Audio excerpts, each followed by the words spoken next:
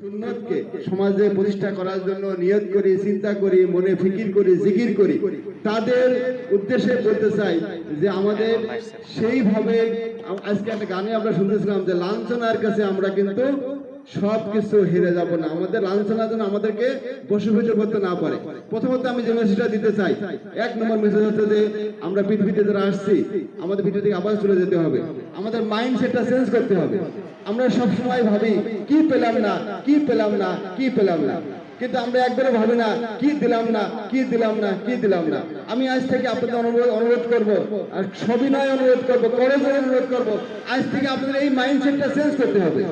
কষ্ট হবে, তারপরে চেঞ্জ করতে হবে যে আমরা কি দিলাম না, কাকে দিলাম না, মাকে কি দিলাম না, আমার বোনকে কি দিলাম না, আমার ছেলেকে কি দিলাম না, আমার স্ত্রীকে কি দিলাম না, আমার সংগঠনকে কি দিলাম না, আমার আমার কোম্পানিকে দিলাম না, আমার অর্থনৈতিক প্রতিষ্ঠানকে কি দিলাম, আমি যেখানে চাকরি করি সেখানে কি দিলাম না, তাকে কি আমার কতটুকু বাকি থাকলো, এই কথাটা আমরা আজ থেকে ভাববো।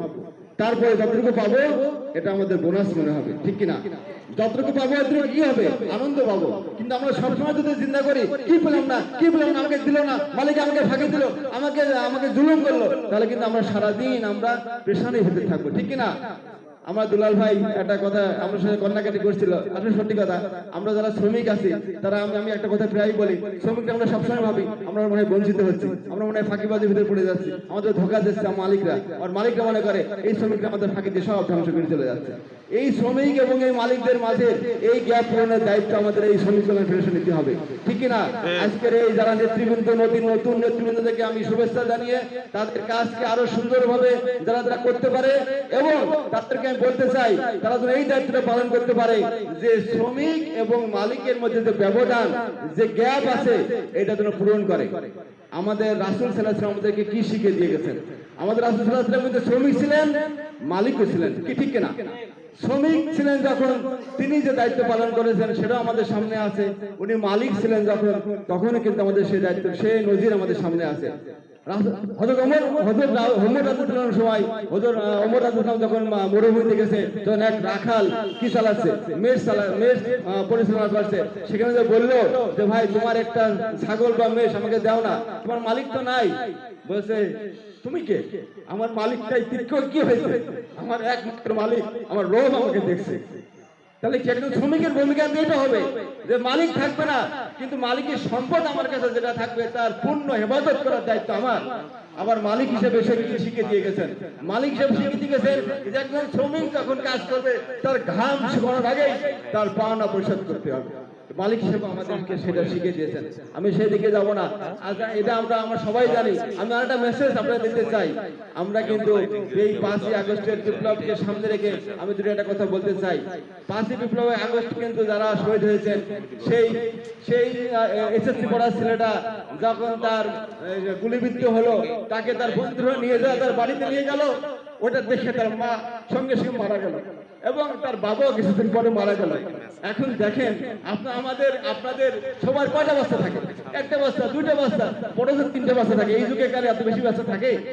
একটা বাচ্চা মারা গেলে মানে শেষ, বংশটা শেষ হয়ে গেল।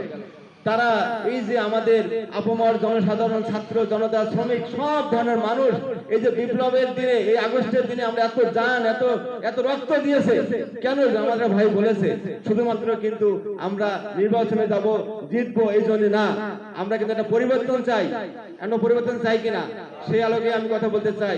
আমরা ন্যায় এবং ইনসাফের ভিত্তিতে একটা সমাজ গঠন করতে চাই, যেটা দায়িত্ব শ্রমিকদের সবচেয়ে বেশি।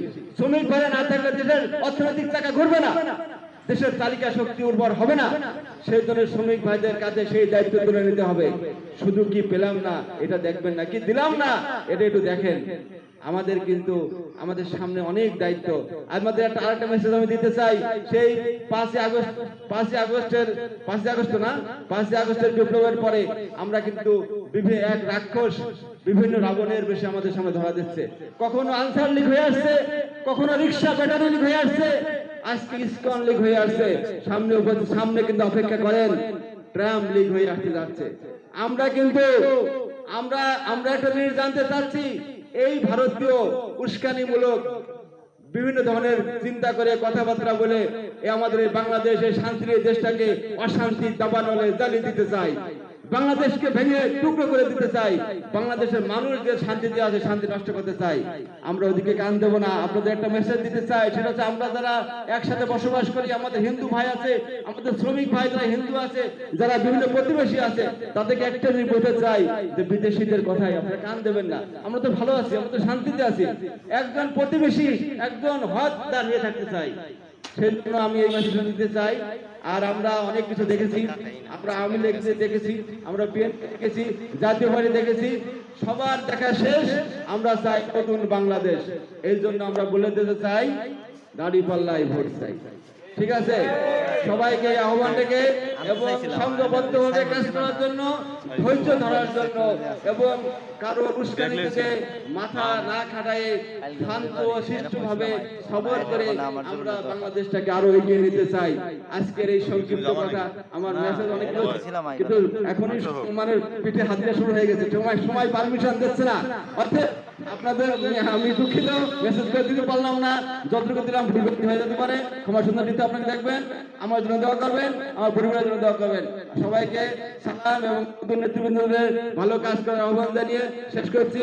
আসসালামু আলাইকুম ওয়া রাহমাতুল্লাহি ওয়া বারাকাতুহু।